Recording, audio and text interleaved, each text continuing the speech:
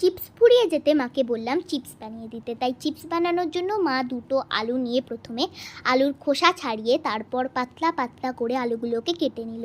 দেখো কি সুন্দর কাটা হয়েছে।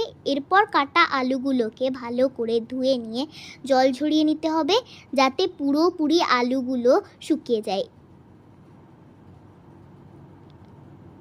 এবার গরম তেলে কাটা আলুগুলোকে ভালো করে ভেজে নিলেই আলুর চিপস রেডি। দেখো চিপসগুলো কত মুচমুচে হয়েছে।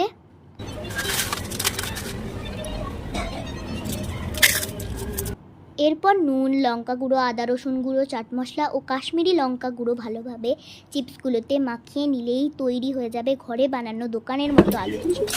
মা আমায় পুরো প্যাকেট ভর্তি করে দিয়েছিল, খেতে দারুণ হয়েছিল, পুরো দোকানের মতো। ভিডিওটি ভালো লাগলে অবশ্যই লাইক, কমেন্ট ও চ্যানেলটিকে সাবস্ক্রাইব করে দিও।